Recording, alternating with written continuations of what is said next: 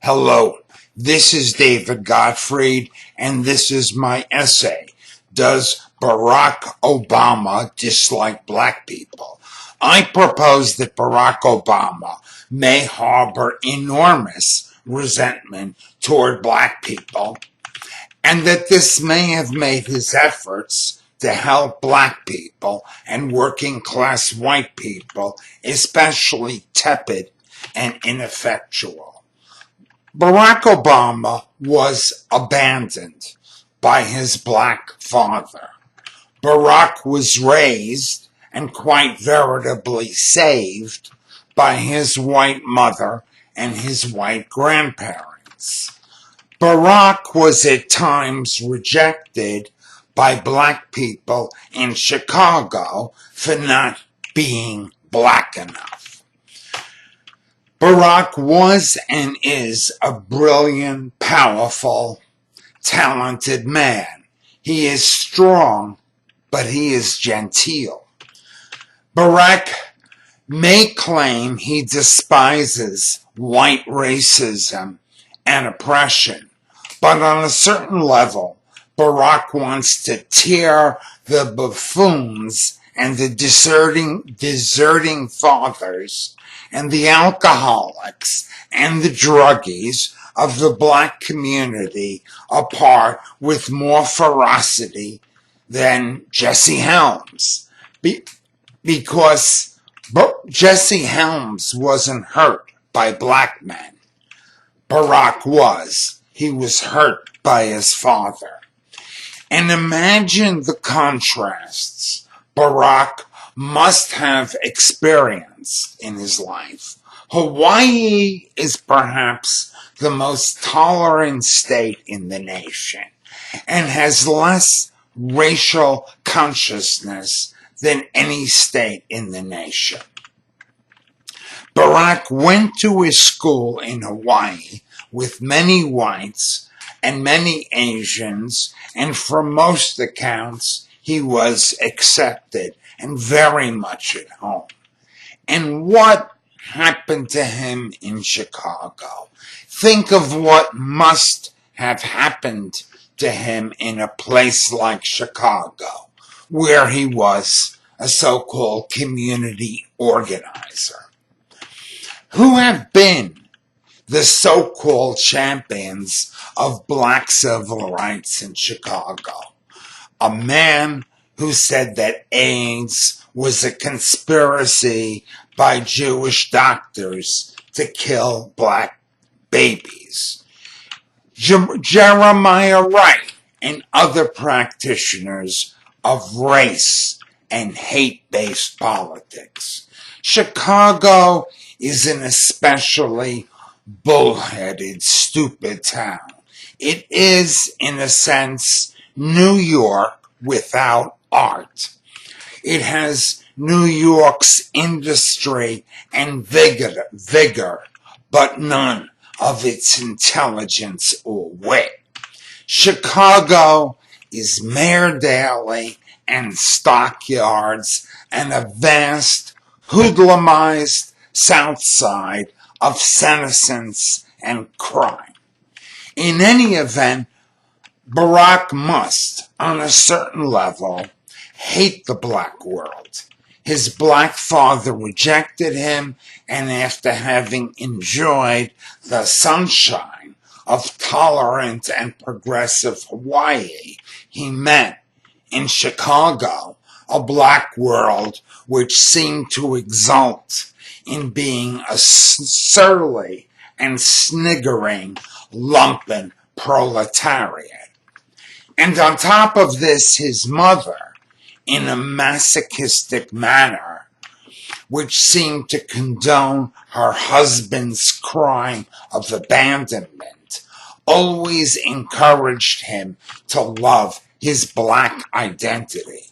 He cannot allow himself to express hostility toward the black world, and so he expresses hostility to the white world by being a so-called liberal. But he turns out to be a very tepid liberal because, as I said, he harbors hostility towards black people.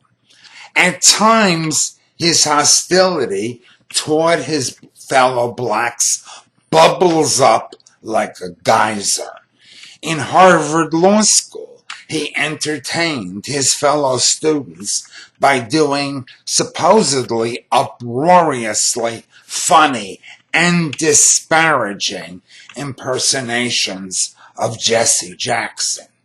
In any event, as a president, he hurt black people by kowtowing and acceding to Republican intolerance and their class war against working people. In March of 2009, the Dow was under $7,000.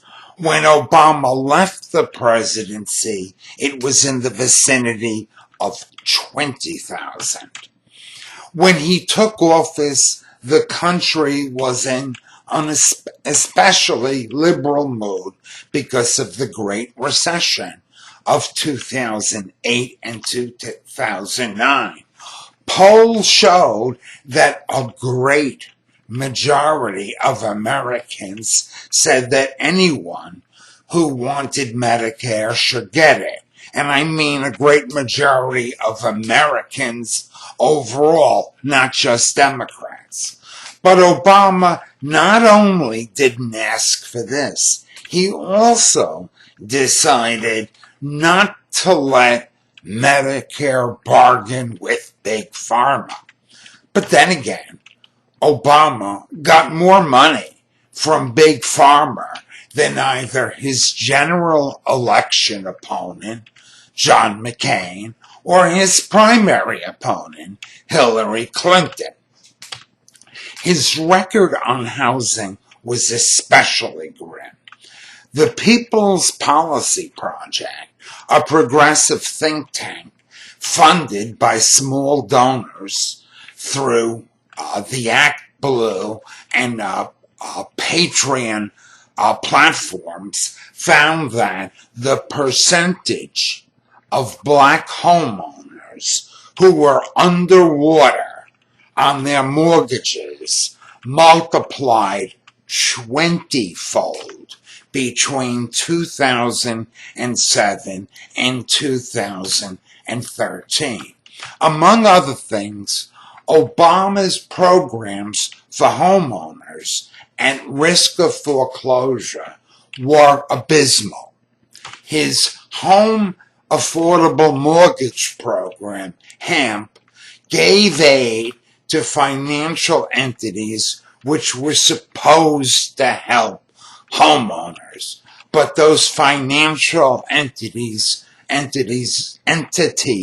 just continued to rip off the homeowners. Servicers blatantly abused the program, often illegally, and the administration didn't take back any of the government monies that had been paid to those services.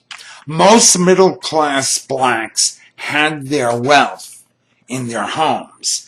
The devastation inflicted on black home ownership decimated black wealth. Oddly enough, many blacks, I think, are still under Obama's spell, even though he did so little to advance their interests.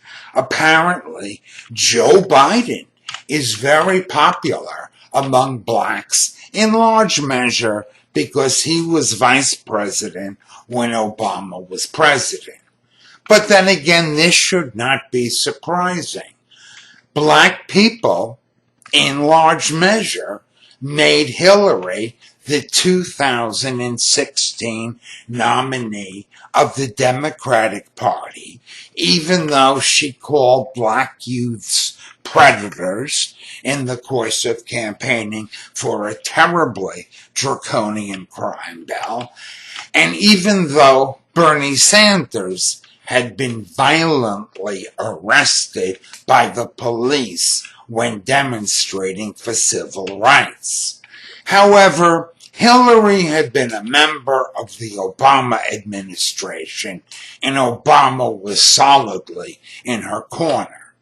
Had blacks not given the nomination to Hillary, Sanders would have won the nomination, and he would have won the presidency because his appeal to working class white voters in states like Michigan, Wisconsin, and Pennsylvania far outstretched Hillary's. Working class whites knew that Hillary had supported trade agreements that hurt American workers and that Bernie's opposed those ripoffs. And with that, I have come to the conclusion of my essay. And again, this has been David Gottfried. Goodbye.